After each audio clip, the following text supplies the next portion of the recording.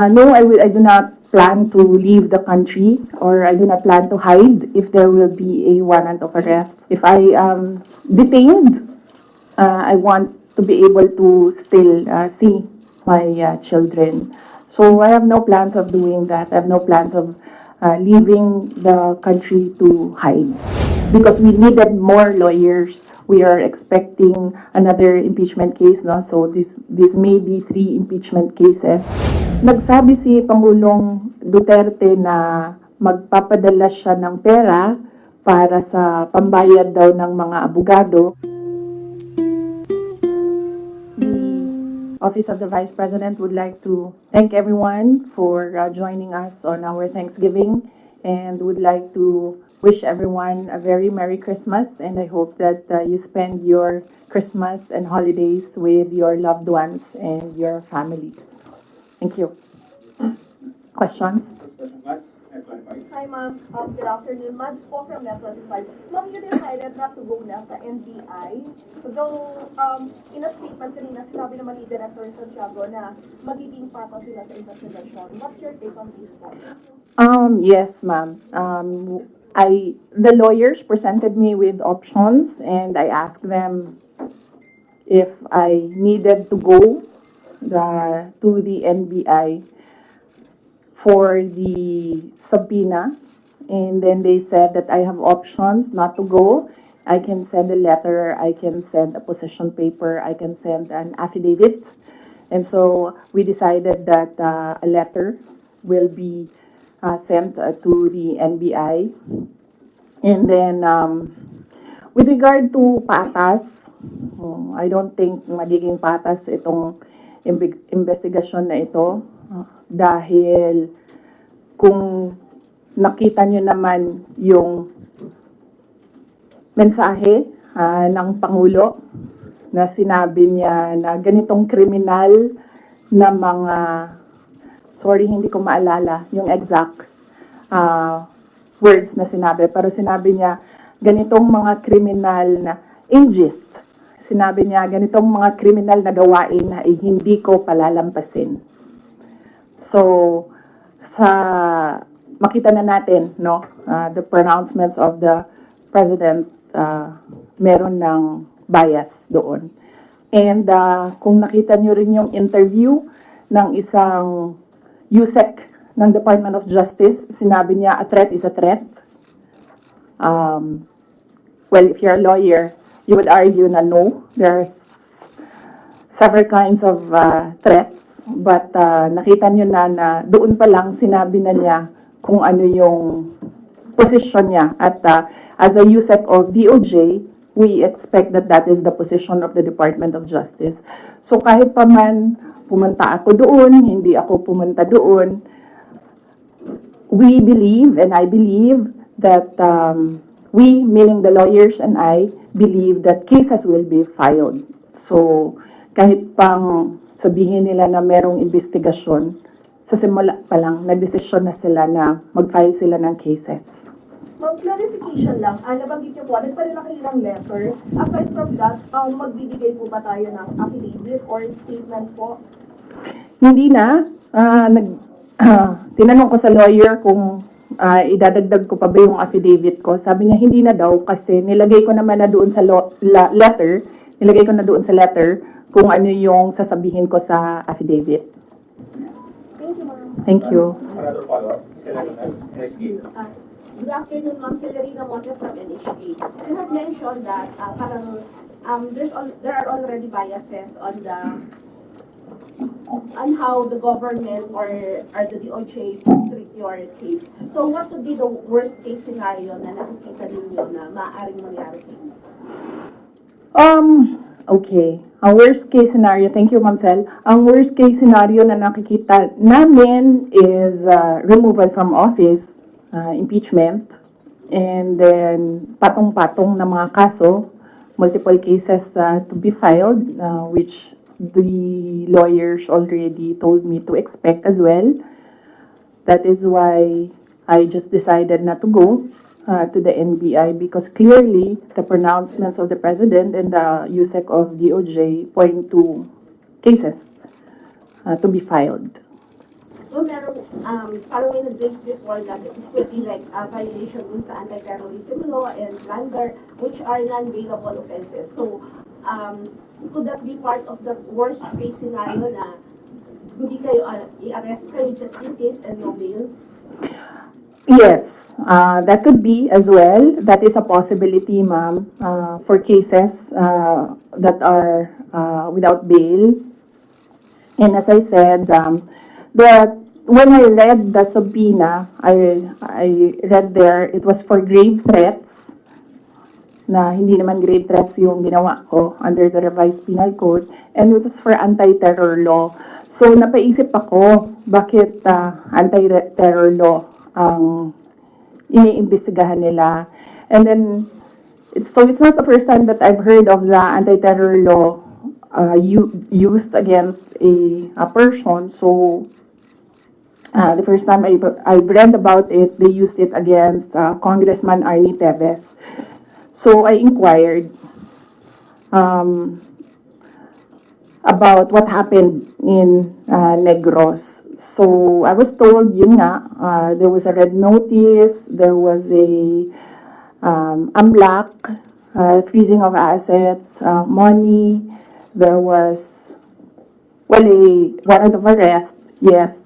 And very recently, I read again the law, and then I found there that there is a provision there, removal from office. So on that point, it's still kumbaga an avenue, I think, that they're pursuing to remove me from office. Follow-up question, Ms. Joanna. Yes.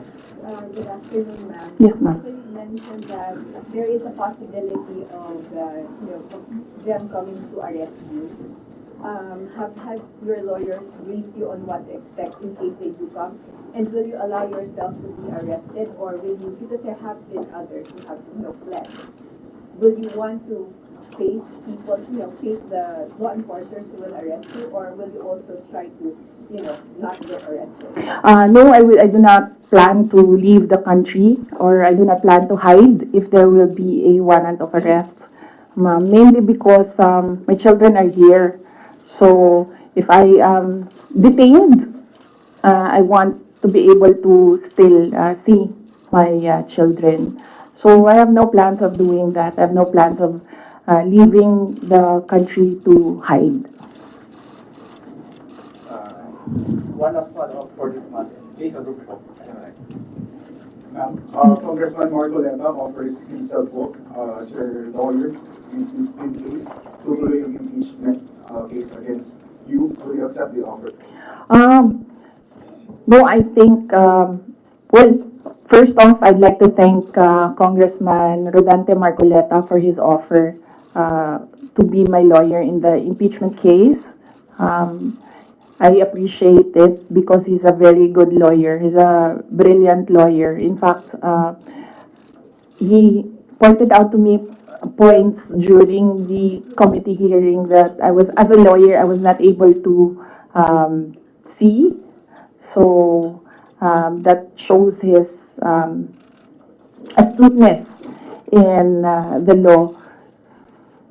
But I feel that he will better serve the country if he remains as a member of the House of Representatives. That is what is important right now. We need good public servants, good leaders, good officials in government. And I assure everyone that we already have lawyers helping us. In fact, the moment that Franz Castro announced last year that they are planning to file an impeachment, we already talked to lawyers who will handle the impeachment case at the time. But now, cases pala, 3.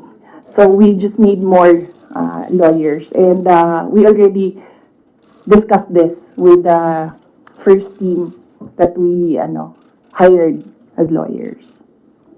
Another follow-up. Ms. Rubina. You want to show the love? Yes. Yes, ma'am. So, I just want to ask how are we preparing or what are our preparation and how are we going to respond to the impeachment or the worst case scenario? Okay. Yes, ma'am. So, very recently, we had a meeting with the lawyers, and what was discussed there was the arrangements because we needed more lawyers. We are expecting another impeachment case, no? So this may be three impeachment cases. So, and then we will await official copy of the articles of impeachment so that they can prepare the defense.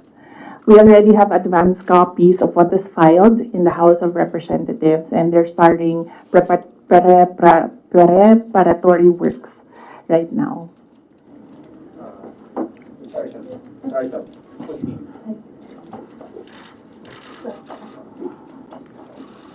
Ma'am, most of your allies and former allies have changed positions or changed, their sides.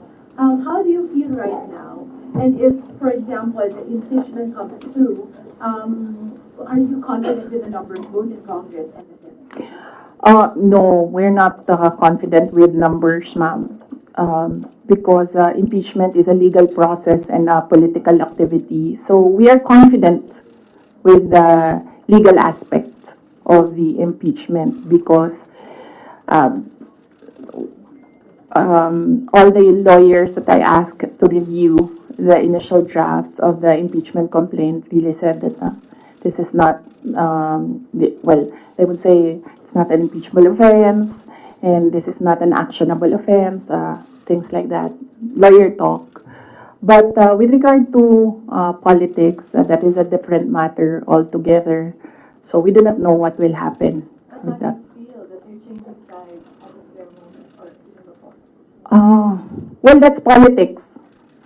They always say that there are no permanent friends and enemies in politics. So it really depends on the person, no, on the politician, what path he will choose. MC Reyes. Hi, ma'am. Ma'am, related to the worst case scenario, as Yes. mentioned, the House of Government Committee said that they are eyeing the possibility of filing plunder, technical malversation, and falsification charges, among others, against you and several other officials of the OVP and formerly with the DepEd in relation to the alleged misuse of the confidential funds. Have you discussed this already with your legal team, with any of the lawyers? And what can you say that is a very heavy case plunder? Yes. Yes, oo. We have an inventory of possible cases to be filed because right now it's only the two impeachment cases that are filed with the House of Representatives. All the other cases, we have a list, we have an inventory, and we have lawyers assigned for each case. Usually, cases that are similar, we assign it to one lawyer. And then other cases, we assigned it to other lawyers so that we ensure that all the cases have lawyers focused on each case. Another follow-up. Dennis Anito po po. Dennis Anito po from Bondoranil, Philippines. Ma'am, na-consult niyo na ba yung family niyo about this? Dahil kanina nabanggit niya tungkol sa mga lawyers about sa family. Si PRRD, nakausap na po ba ninyo? And ano yung payo po sa inyo? Hindi pa kami nagkausap ni dating Pangulong Rodrigo Duterte. I expect na magkikita kami as usual sa December 24 sa bahay ng mother ko. Likely, baka doon namin mapag-usapan yan kung man mapag-usapan namin dahil madalas kasi kapag nagkasama-sama yung pamilya, lalo na pag nandyan yung mga apo, ay yung mga apo yung pinag-uusapan ng pamilya.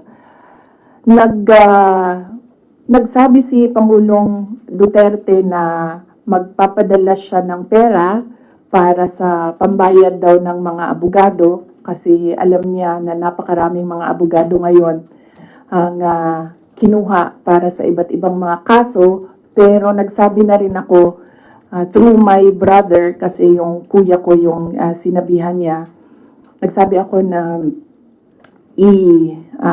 wag na lang siya magpadala ng pera dahil nakapaghanda naman na kami para sa impeachment case. Kasi yung sinabi niya impeachment case, sir. So sabi ko, nakapaghanda kami sa impeachment case.